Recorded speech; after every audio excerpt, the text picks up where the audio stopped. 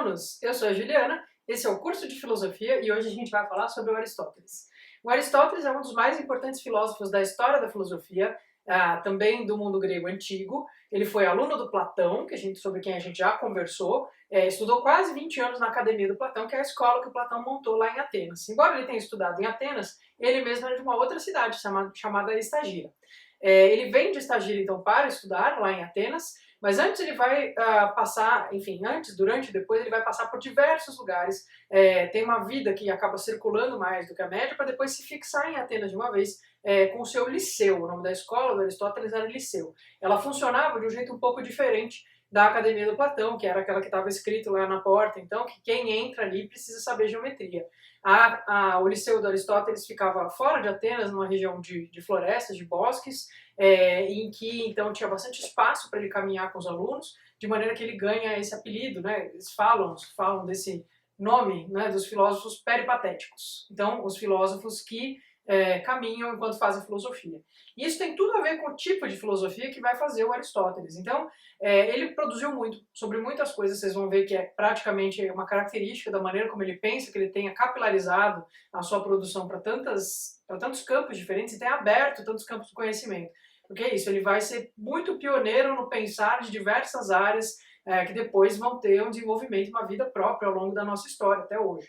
Então, esse primeiro vídeo tem como objetivo que vocês entendam um pouco essa capilaridade, né, tudo sobre o que o Aristóteles falou, com o que ele lidou, e como que isso se organiza numa proposta geral para a filosofia. Depois a gente vai ter um outro vídeo em que a gente vai conversar especificamente sobre os pontos de divergência do Aristóteles com o seu professor, o Platão. Porque isso é uma coisa muito central em termos de Enem, que vocês saibam. Aliás, o Aristóteles é um filósofo muito importante para o Enem de maneira geral, cai bastante, então é bom que a gente tome muito cuidado com ele e com o aprendizado dele. Além disso, então, eu queria só lembrar vocês, né, que o período que o Aristóteles vive é um período muito diferente do período do Sócrates e do Platão, porque ele não pega mais essa fase áurea da democracia ateniense, ele já vai assistir o mundo grego em intensas mudanças, e inclusive ele mesmo vai ser tutor de um menino aos 14 anos, que depois vai se transformar no Alexandre o Grande, um dos maiores conquistadores da história da humanidade, que vai então ser responsável por essa conversão do mundo grego antigo num império macedônico com braços que chegam em regiões do Oriente que os gregos nunca imaginaram estar. Então, esses braços que chegam em lugares diferentes é uma via de mão dupla, digamos assim. Então, tanto vão levar a importância dos gregos, a língua, a cultura, a religião para outros lugares, como também vão trazer outras influências, outras referências para esse universo. Né? Então, é um universo diferente, um universo que está lidando com uma centralização de poder enorme, que um grego antigo acha muito esquisita, um cara que cresceu e se criou numa polis, né, tendo a polis como auge da comunidade humana, a gente vai ver, então tudo muito estranho para ele. Então, mas ele vai ter uma vida muito prolífica, muito produtiva, o trabalho dele no liceu vai fazer com que ele consiga sistematizar muito do seu conhecimento, embora a gente tenha perdido muito dessa sistematização. Então a gente perdeu por conta principalmente do fato de que entre a Antiguidade e a Idade Média esse pensamento se difunde e se espalha, e a Europa cristã não é particularmente cuidadosa com ele. Então a gente vai acabar conhecendo através dos comentadores árabes, então temos uma visão um pouco fragmentária desse trabalho que de todo modo é um trabalho monumental. Então, para a gente começar a entender como formula as coisas do Aristóteles, eu quero apresentar para vocês um pouco a divisão que ele faz a respeito dos saberes, né? Então, tudo que é possível saber. E por que o saber é uma coisa importante para Aristóteles? Porque para ele é um reflexo nosso. Está na humanidade, faz parte de ser humano querer conhecer, querer saber. E isso nos define enquanto seres, tá certo? A própria filosofia, vai dizer, ele surge do espanto. Surge do momento em que a gente reconhece a nossa própria ignorância, como ele está dentro de uma matriz socrática, como a gente conversou, não é? Mas ela vem desse espanto. Então esse impulso por conhecer, sem nenhuma finalidade. Você não conhece porque vai ser útil. Você quer conhecer porque você se interessa por conhecer. Porque a sua alma humana, de ser humano, se inclina na direção do conhecimento. Então, isso é muito importante que a gente tenha em mente para entender por que ele vai se dar o trabalho de classificar os saberes e por que ele entende que a filosofia, no fundo, é essa totalidade dos saberes. Ela dá conta de congregar todos os saberes que são possíveis serem produzidos sobre toda a multiplicidade dos seres que existem no mundo. Então, agora eu vou mostrar para vocês os dois blocos de saberes que o Aristóteles articula para formar a filosofia, sendo que, na verdade, são três tipos de saberes, né? Então, o primeiro são os saberes teoréticos e o segundo bloco são os saberes que vão lidar com a ação humana. O primeiro bloco é o que ele considera superior, digamos assim, é o mais abstrato. No liceu do Aristóteles era o que você só conseguia estudar isso aqui se você tivesse já passado por alguns outros cursos, eram cursos mais avançados. E veja que para organizar o ensino no liceu ele acabou tendo que sistematizar muito do conhecimento que já existia na época. Tanto que a gente conhece alguns pré-socráticos por causa do trabalho do Aristóteles, né? Então, os saberes teoréticos são aqueles saberes que se produzem sobre aquilo, sobre o objeto que não tem nada a ver com nós, humanos. Então, eles existem, eles estão aí, e a nossa ação não muda quem eles são ou o que eles fazem. Então, quando a gente fala dos saberes teoréticos, o Aristóteles vai dividir em três grandes blocos, né? Sendo que isso, enfim, vai variar um pouco. Mas a física é o bloco do saber teorético que dá conta de todos os seres da natureza. Então, ele vai dar conta de todos os seres naturais e vai tentar reunir e classificar todos esses seres naturais, os animais, os vegetais, e vai tentar entender quem são eles, como que é possível classificá-los e etc.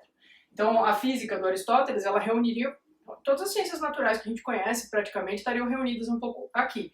A meteorologia, a biologia, né? Então a própria física mesmo, que a gente chama de física hoje, então estaria tudo reunido nesse bloco aqui. A outra ciência, ou outro saber teorético, é a matemática, que vai dar conta dos seres matemáticos, então os números, os triângulos, né? Tudo que tem a ver com a geometria, com a aritmética, e também a harmonia na música está dentro desses saberes matemáticos. E vai ter interesse, então, é um tipo de saber, não é, que exige aí uma série de pré-requisitos. Depois, por último, a filosofia primeira. A filosofia primeira, que tem muita gente que chama de metafísica, vai ser a parte do saber teorético que se dedica a estudar principalmente o ser sem determinação. Então, quando eu estou estudando na física, eu vou estudar um animal, ele tem uma determinação, porque eu estou definindo ele como animal e não como vegetal. Ele é um ser determinado. Ele tem algo de diferente do vegetal ali que me faz saber o que ele é um animal. Quando eu estou estudando um ser matemático, um triângulo, eu estou estudando esse triângulo porque eu sei que ele não é um animal, nem um vegetal e nem um retângulo, por exemplo, né? Então existem determinações desses seres. Mas e se eu quiser entender tudo aquilo que é, sem determinar o que é? Mas se eu quiser entender tudo aquilo que é, qual é a característica do ser? Sobre quais formas ele se apresenta? Como que eu posso compreendê-lo? Quais são as relações que ele faz? Essa parte vai ser discutida pela filosofia primeira, por isso que ela vai ter esse nome. E vai ter gente depois que vai nomear isso de metafísica. Então é todo um campo da filosofia que o Aristóteles está inaugurando aqui. Não é o único, ele vai inaugurar vários, tá? Então, essa é a parte do saber teorético. Porém, como eu disse para vocês, o Aristóteles não vai ter só os saberes teoréticos. Ele vai dizer que também existem os saberes que são criados, a ciência, sobre a ação humana. Então, que vão versar, vão discutir coisas que nós fazemos, que nós somos capazes, nas quais nós somos agentes, somos capazes de fazer. Que saberes são esses? Depende. Depende do quê? Depende de qual que é o resultado final. O resultado final é algo que está fora de você? Você produz algo fora de você com esse saber? Se você produz algo fora, que não é você mesmo, uma mudança em você mesmo, esse saber é uma ciência produtiva ou poética, certo? Então todas as artes, a medicina, a retórica, são saberes produtivos ou poéticos. Então eu produzo uma escultura, eu vou pegar uma pedra e vou produzir uma escultura. Eu tenho que aprender um conjunto de coisas para conseguir fazer isso, uma técnica, certo? Todas as coisas que têm técnica são ciências produtivas ou poéticas. Eu tenho um passo a passo para seguir para conseguir fazer aquilo. O resultado final eu vou mudar algo fora de mim. A mesma coisa na medicina, eu tenho uma série de técnicas para conseguir identificar qual é a doença e o que eu posso fazer em relação àquela doença. A retórica também, conseguir fazer um bom discurso exige, né, convencer as pessoas exige que eu domine também uma certa técnica que é muito transmitida em Atenas nessa altura. Então, os saberes produtivos ou poéticos eram aqueles que qualquer um podia estudar no liceu, não tinham pré-requisito e que, então, exigia, né, no caso da retórica especificamente, é o que eles vão ensinar no liceu, você pode chegar e aproveitar para aprender. Mas existem saberes práticos, e aí qual que é a diferença? Né? O saber teorético, se alguém te contar ou se você ler a respeito deles, você aprende. Esses saberes aqui, que são sobre a ação humana, você precisa treinar. Você precisa praticar. Ninguém aprende a fazer escultura lendo um livro sobre escultura. Ninguém aprende a fazer um bom discurso lendo passo a passo de como fazer um bom discurso. Você tem que fazer, na prática. Da mesma maneira, ciências práticas têm a mesma necessidade, né? É uma coisa desse bloco aqui, precisa treinar. Só que as ciências práticas, vejam vocês, vão ser a ética e a política. Como se tornar uma boa pessoa, como se tornar uma pessoa virtuosa e como viver numa cidade justa, numa cidade bem administrada. Então, para o Aristóteles, essas ciências são práticas, elas são praxis e elas exigem que, através do hábito, a gente as aprenda. Nós não vamos aprender lendo, teoricamente, a gente vai precisar aprender na prática, certo? E tudo isso aqui, então, está congregado dentro do que ele vai chamar de filosofia. Então dá para ter uma ideia da vastidão do pensamento do Aristóteles quando a gente olha para essa classificação que ele cria aqui. Então no próximo vídeo a gente vai conversar sobre os pontos em que ele entra em conflito com o seu professor Platão. Foi um prazer, o quadro fica com vocês agora e até o próximo vídeo.